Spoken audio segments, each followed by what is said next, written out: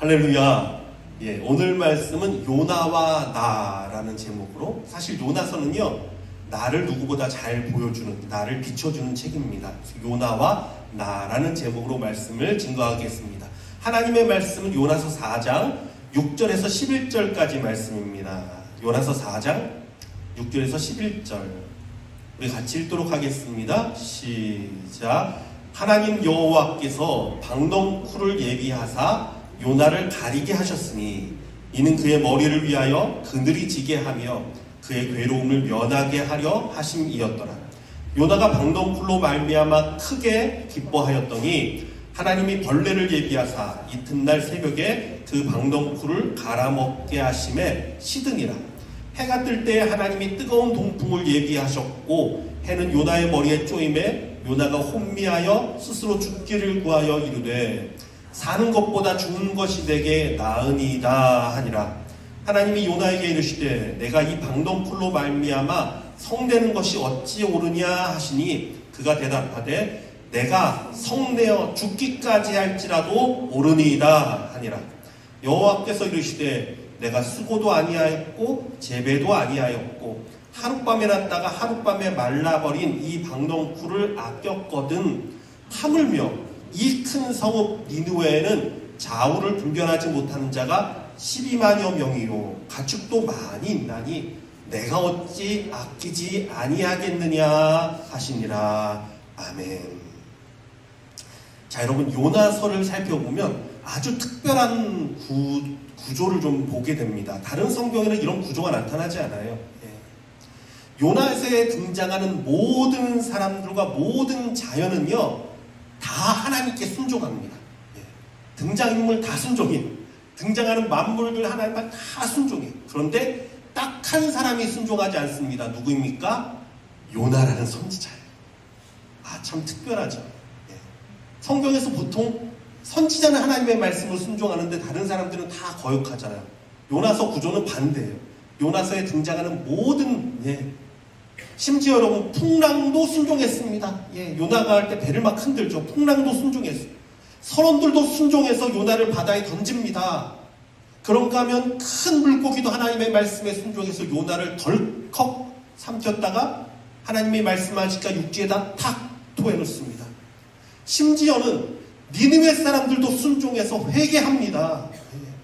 그것뿐입니까? 동풍도 순종해요. 박넝쿨도 순종해요. 그 박넝쿨을 갉아먹는 벌레까지 순종합니다. 근데 누가 순종한다고요? 요나. 자, 그렇다면 요나라는 선지자가 한 3류쯤 되는 형편없는 그런 좀 말도 안 되는 선지자였습니까? 아니에요. 그렇지 않습니다. 요나는요 그 시대 가장 인정받고 가장 존경받았던 최고의 선지자였어요. 그걸 어떻게 알 수 있느냐? 열왕기하 14장 25절에는 이런 말씀이 나옵니다. 이스라엘 하나님 여호와께서 그의 종 가드헬벳 아밋대의 아들 선지자 요나를 통하여 하신 말씀과 같이 여로보암이 이스라엘 영토를 회복하되 하맛 어귀에서부터 아라바 바다까지 하였으니. 열왕기하에 나오는 말씀이에요. 요나가 북이스라엘의 여로보암 2세 때 활동했던 선지자입니다. 요나는요 여로보암 2세, 여로보암이 나왔죠. 여로보암 2세요. 그때 활동했던 선지자인데 그가 엄청난 것을 예언했습니다. 무엇이냐면 북이스라엘의 영토가 여로보암 2세 이 왕을 통해서 솔로몬과 다윗 시대만큼 다시 크게 확장될 것이라 라는 예언이었어요. 근데 이것은요 정말 불가능해 보이는 것이었습니다. 왜 그렇습니까? 이스라엘의 위쪽에는 강대국인 아람과 아수르가 있단 말이에요.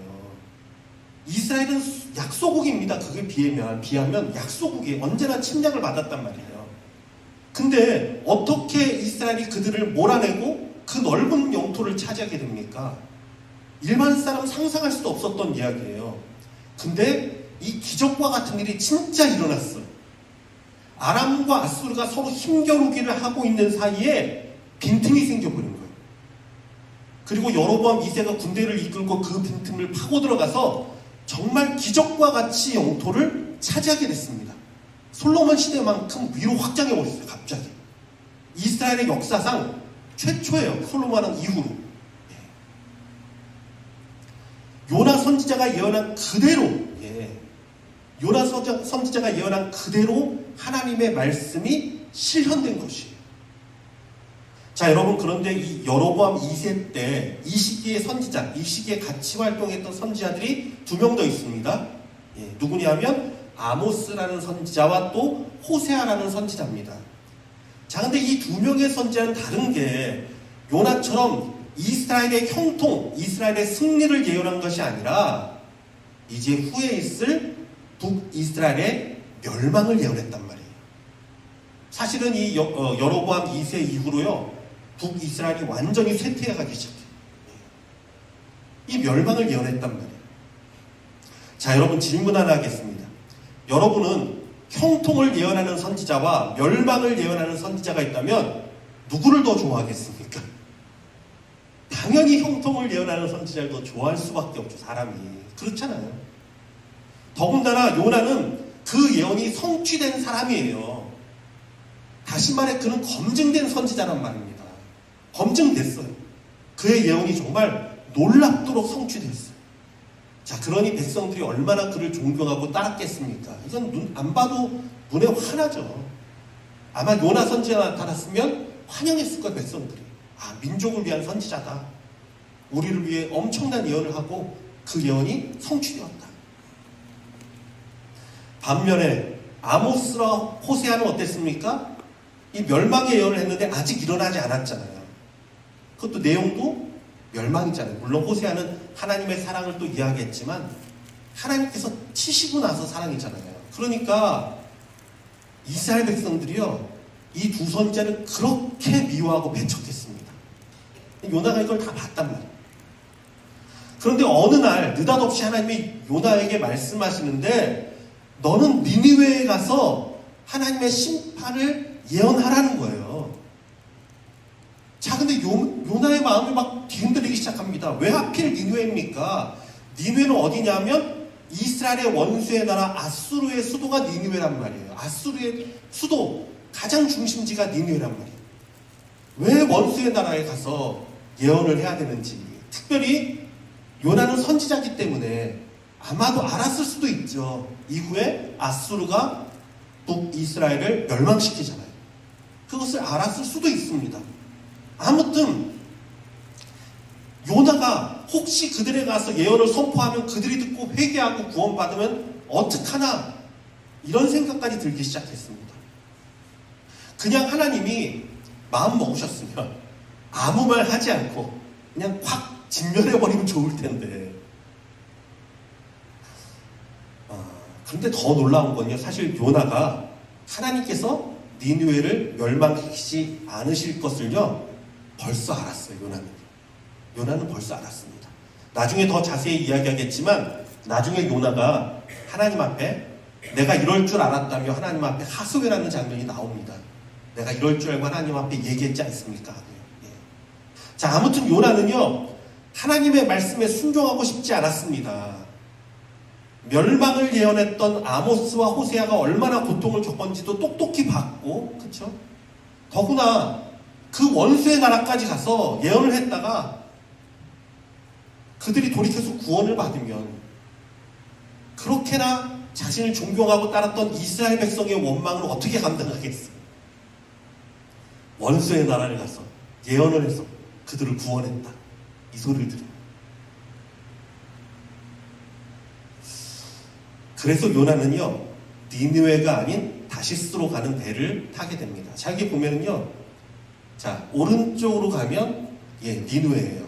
화살표가 있죠, 빨간 거.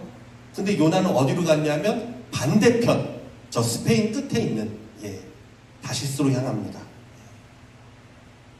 지도에서 보듯이 다시스는요 니느웨라는 정반대, 완전 반대에 있습니다. 자, 여러분, 질문 또 하나 하겠습니다. 요나가 그래도 선지자인데 자신이 도망치면은 하나님으로부터 벗어날 수 있다라고 생각을 했을까요? 아니죠. 그래도 선지자인데 어디를 가든지 하나님을 벗어나지 못한다는 건요 누구보다 잘 알았습니다. 여호와 하나님은 하늘과 땅의 하나님이다. 요나가 나중에 고백하거든요. 그걸 알고 있었으니까 어디 가든 도망칠 데가 없어요. 그런데도 불구하고 그가 도망을 갔단 말이에요. 무엇으로부터 도망가죠? 사실 그는요, 여호와의 말씀으로부터 도망친 것이에요. 하나님이 동쪽으로 가랬으니까 나는 어디로? 서쪽으로 도망가야지. 이거예요. 성경은 이것을 뭐라 표현했냐면 그가 여호와의 얼굴을 피하려 했다라고 표현하고 있습니다. 예, 맞아요. 하나님의 얼굴을 피한다? 그게 뭐죠? 하나님의 말씀, 하나님을 생각하고 싶지 않은 거예요. 예. 자, 말씀을 볼까요? 3번을 강조합니다. 요나서 1장 3절. 그러나 요나가 여호와의 얼굴을 피하려고, 그의 목적이에요. 하나님을 보기 쉽지 않아요. 하나님을 생각하고 싶지도 않아요. 일어나 다시스로 도망하려 하여 욥바로 내려갔더니 마침 다시스로 가는 배를 만난지라. 여호와의 얼굴을 피하여 그들과 함께 다시스로 가려고 2번을 반복하죠. 또 나중에 선원들한테 얘기하는 장면입니다. 1장 10절. 자기가 여호와의 얼굴을 피함인 줄을 그들에게 말하였으므로. 예. 분명합니다. 그의 목적은 여호와의 얼굴을 피하고자 한다. 하나님의 얼굴을 떠올리고 싶지도 않습니다. 그의 말씀을 생각하고도 싶지 않습니다. 생각하고 싶지도 않았어요. 그래서 그가 도망가면서도 무엇을 합니까? 뭘 해요? 여러분, 그냥 이렇게 눈이 떠 있잖아요. 생각을 하잖아요. 그러면 또 하나님이 이거 가지고 날 또 치시려나 혼내시려나 생각할 수 있잖아요. 제일 좋은 방법이 뭐죠? 자는 거예요. 배 밑에 들어가서 잠을 잡니다. 예. 여러분, 이처럼 우리 인생에서도요, 하나님의 얼굴을 피해 영적인 깊은 잠을 청하려는 경우가 있어요. 예. 영적인 잠에 빠지면 이유는 이거예요. 하나님으로부터 벗어나고 싶어. 하나님을 생각하고 싶지 않아. 하나님의 낯을 피하고 싶어. 그래서 영적 잠에 빠진단 말이에요. 그냥 하나님을 잃어버린 채 하나님의 소명이나 나를 향한 소명이나 하나님의 뜻보다 그냥 하나님이라는 부담 없이 인생을 좀 살고 싶은 거예요. 그냥 하나님이라는 부담 없이. 그래서 처음에는 말씀을 떠나 살기 시작하다가 스스로 깊이 영적인 잠에 빠지는 거예요. 그래서 우리는요, 요나서를 묵상하면서 내 모습을 살펴낸다고 말씀드렸죠. 나도 혹시 말씀을 벗어나 다시스로 향하고 있지는 않은가 생각해 봐야 돼요. 영적인 깊은 잠에 빠지진 않았나, 눈을 감고 있지는 않나 생각해 봐야 돼요. 여러분의 삶이 말씀과 점점 멀어지고 있다면 여러분 확인해 보세요. 확인해 보세요. 내가 말씀으로부터 점점 멀어지고 있다. 말씀이 있는 거 자꾸 알아둔다, 빠뜨린다, 몰아서 한다. 이건 뭐예요? 내가 영적인 잠을 점점 취하고 있고 내가 말씀으로부터 한 걸음씩 멀어지려고 하는구나. 이거 깨달아야 돼요. 자, 이렇게 요나가 깊은 잠에 빠져 있는 동안 배 위에는 난리가 났습니다. 그냥 풍랑이 일어서 배가 뒤집으려고 하고 난리가 났습니다. 모두가 자기가 섬기는 신들의 이름을 부르고 기도해도 소용이 없습니다. 결국 배 밑창에서 잠든 요나를 깨워서 사건의 이야기를 듣고, 물론 제비를 뽑아서 그를 발견했죠. 나중에 이게 누구 때문인가? 요나가 나왔죠. 요나의 이야기를 들으니까 요나가 자기 때문이라는 거예요. 그러면서 말합니다. 나를 바다에 던지면 바다가 잠잠해질 것이다. 자, 여기서도 우리는 요나의 특별함을 볼 수 있습니다. 그가 하나님의 생각을 얼마나 잘 아는지, 안다고 생각하는지 그는요, 기도해 보지 않아도 알아요. 자기를 바다에 던지면 파도가 잠잠해질 것이다. 정확하죠. 정확해요. 하지만 여러분, 이것이 요나의 교만이었습니다. 요나의 교만이. 우리는 하나님의 생각을 다 알 수 없습니다. 아마 요나는 자신이 바다에 빠지면 하나님께서 그를 심판하고 죽게 될 것이라 생각했던 것 같아요. 그렇지만 하나님은 하나님의 계획이 있었습니다. 큰 물고기를 예비하셔서 요나를 산채로 꿀꺽 삼키게 하셨어요. 자, 여기서 요나의 두 번째 원리가 나옵니다. 결국 하나님으로부터 도망쳐 봐야 물고기 뱃속입니다. 여러분, 이거 기억하세요. 내가 도망쳐봐야 물고기 뱃속이. 첫 번째는 무엇이었죠? 말씀을 떠나면 영적인 깊은 잠에 빠지게 된다. 이것이었어요. 첫 번째는 말씀을 떠나면 영적인 깊은 잠에 빠진다. 두 번째는 하나님으로 또 도망쳐봐야 물고기 뱃속이다. 예. 물고기 뱃속이 의미하는 것이 무엇입니까? 절망과 외로움과 고독입니다. 그냥 하나님 없이 편히 잘 살고 싶은데 안 돼요. 자꾸 더 절망이 임하고요. 외롭습니다. 고독합니다. 견딜 수가 없습니다. 날마다 삶이 힘듭니다. 하나님을 피해 도망가봤자. 여러분, 하나님을 떠나 우리가 어떻게 살며 어떻게 하나님을 떠나 행복해질 수 있습니까? 물고기가 물을 떠나 살 수 없듯이 진짜 여러분, 저와 여러분은요, 여호와 하나님 없이는 살 수 없는 자임을 고백하시기를 바랍니다. 하나님 떠나서 아무것도 아닌 인생. 요나가 이걸 깨닫죠. 물고기 뱃속에서. 그래서 회개합니다. 돌이킵니다. 하나님은 다시 요나를 육지에 토해놓게 하십니다. 물고기가. 육지에 내렸어요. 그리고 요나는 이제 니느웨를 향해 나아갑니다. 근데 여러분, 참 말씀 보면 요나는 정말 우리의 모습을 닮은 게, 사람이 그렇잖아요. 들어갈 때랑 나올 때랑 틀립니다. 고난받아서 죽을 것 같을 때는 하나님 앞에 이것만 고쳐주시면, 하나님 이 일만 해결해 주시면, 이것만 넘어가면 정말 생명 다 바치고 정말 하나님 앞에 최선을 다할 것 같은데, 하나님이 싹 은혜 주시면 언제 그랬냐는 듯이 또 내 생각, 내 방법, 내 고집. 그게 우리 인생 아닙니까? 어찌 보면 요나가 그랬어요.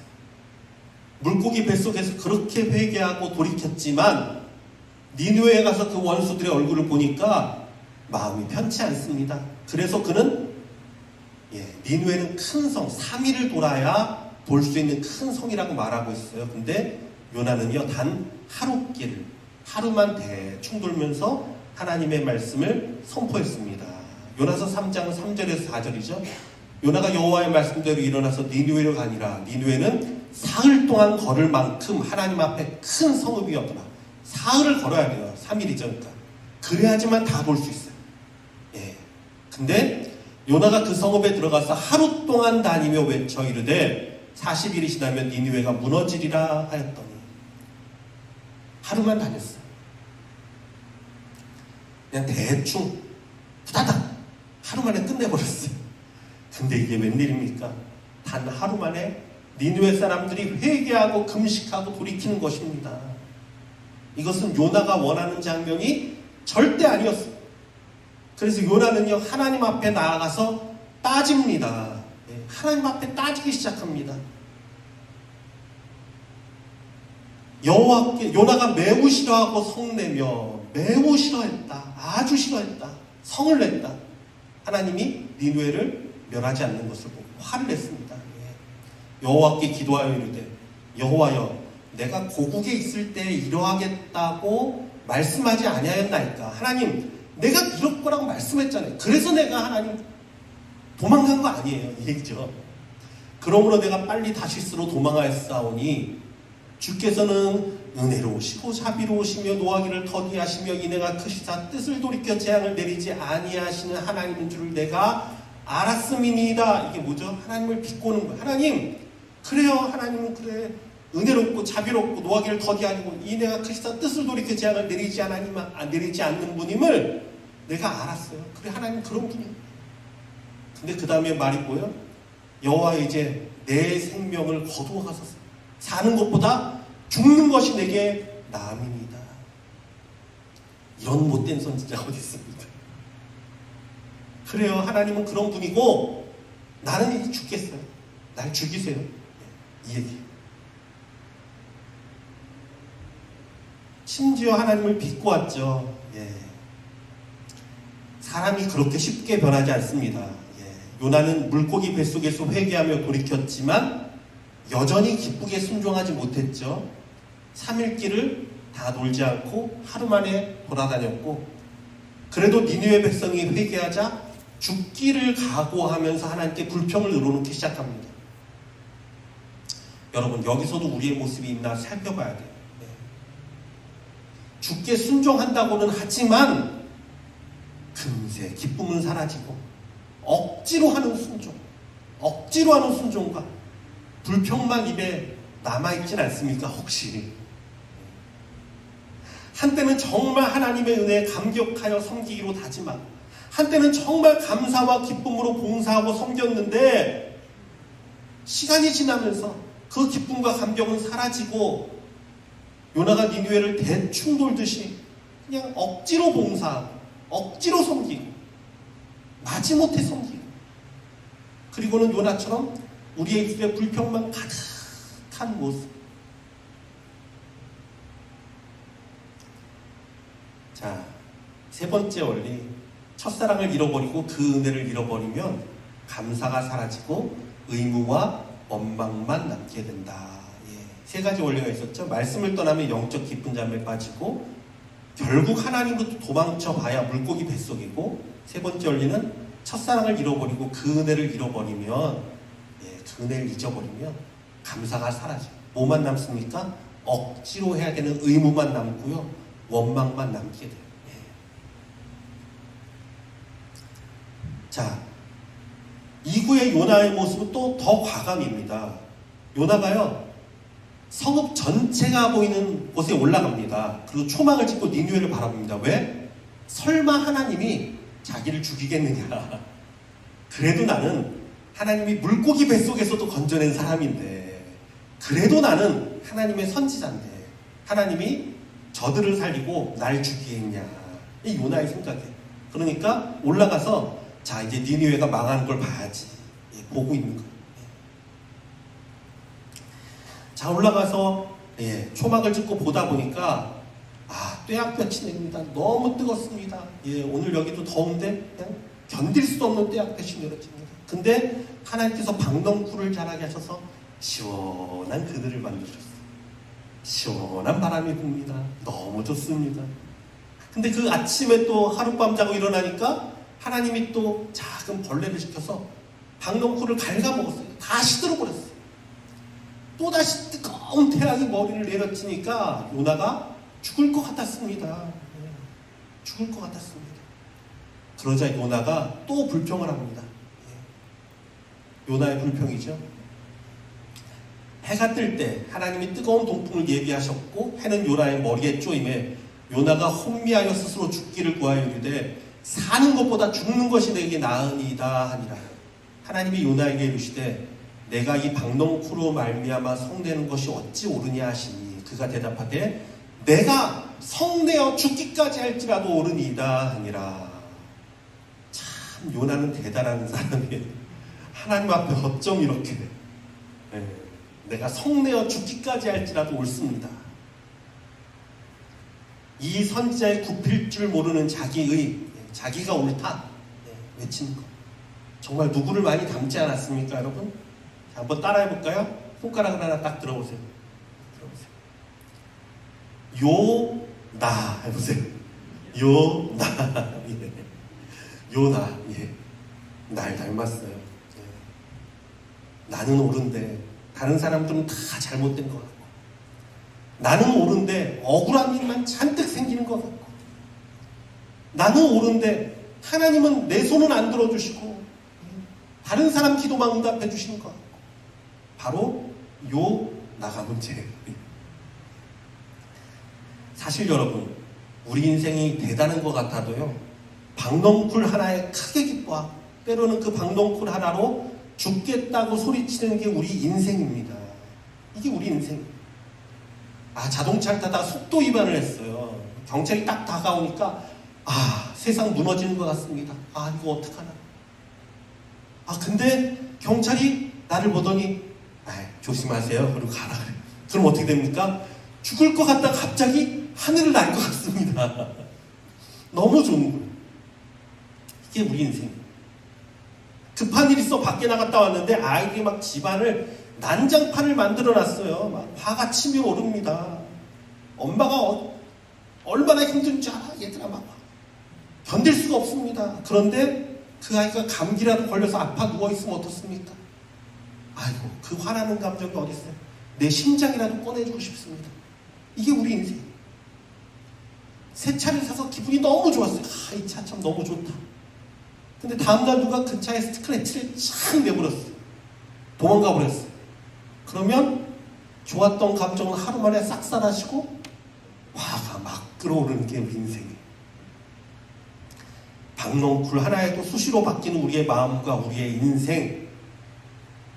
요나처럼 회개하고 돌이켜도 완전한 순종으로 나아가지 못하는 우리의 인생. 온전치 못한 의를 가지고도 끝까지 내가 옳다고 우기고 사소한 것에도 목숨 걸고 지기 싫어하는 우리 인생. 이것이 우리의 모습 아닙니까? 근데 하나님은 요나에게 다시 다가가서 말씀하십니다.